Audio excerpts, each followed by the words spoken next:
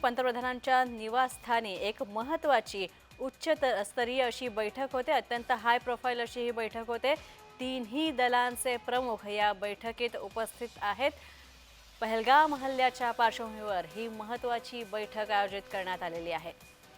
सगळ्यात मोठी घडामोड पहलगाम हल्ल्यासंदर्भातली पंतप्रधान नरेंद्र मोदी यांच्या निवासस्थानी अत्यंत महत्त्वपूर्ण अशी हाय प्रोफाईल बैठक होते। तीनही सैन्य दलाचे प्रमुख या बैठकीला हजर आहेत। पण पाहतोय पहलगाम दहशतवादी हल्ल्यानंतर देशात संतापाचं वातावरण आहे। तसंच पाकिस्तान विरुद्ध प्रचंड चीड निर्माण झालेली आहे। तसंच हा हल्ला पाकिस्तानी कारवाई असल्याचं उघड होताच आता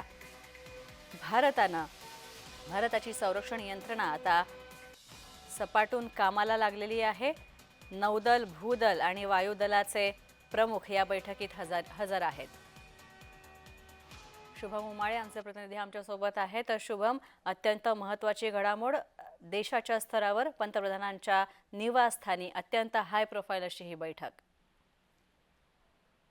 आपण बघू शकतो पंतप्रधान नरेंद्र मोदी यांचं निवासस्थान असलेलं जे लोक कल्याण मार्ग दिल्ली या ठिकाणी आहे, त्या ठिकाणी आता उच्चस्तरीय बैठक जी आहे ती सुरू झालेली आहे, ज्यामध्ये संरक्षण मंत्री राजनाथ सिंह, अजित डोवल आणि तिन्ही दलाचे प्रमुख जे आहेत ते या बैठकीसाठी उपस्थित झालेले आहेत। तर पाहायला गेलं तर पहलगाम हल्ल्यानंतरच्या परिस्थितीवर चर्चा करण्यासाठी ही महत्त्वाची बैठक आहे असं सांगण्यात येत आहे।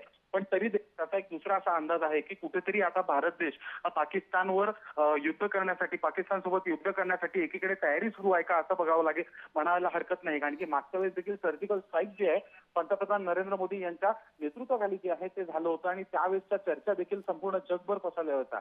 आता हा भ्याड हल्ला पहलगाम या काश्मीर या ठिकाणी झालेला आहे, ज्यामध्ये निष्पाप 26 जणांचा जो आहे दुर्दैवी मृत्यू जो आहे तो झाला होता। त्यांना त्यांचा धर्म विचारून जे आहे गोळ्या झाडण्यात आल्या होत्या आणि त्यानंतर कुठेतरी नक्की शुभम, आणखी एक महत्त्वाचं खरं तर आपल्या सैन्य दलाचे तिन्ही सैन्य दलाचे प्रमुख या बैठकीत उपस्थित आहे आणि त्यामुळे कदाचित भविष्यात पाकिस्तान विरोधात एक कडक पावलं उचलण्याचा इशाराच या बैठकीमार्फत दिला जातो असं समजण्याला हरकत नाही।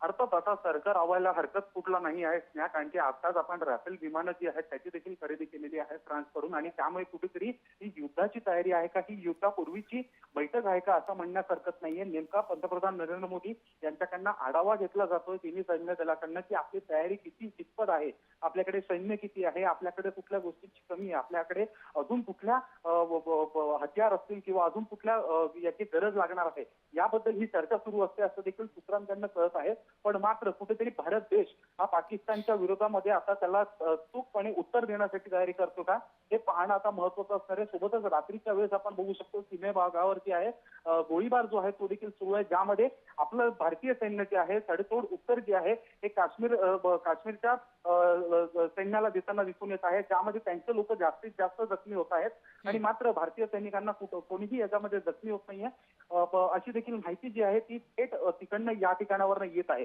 खरं पाहायला गेलं तर या बैठकीला मोठं महत्व आहे।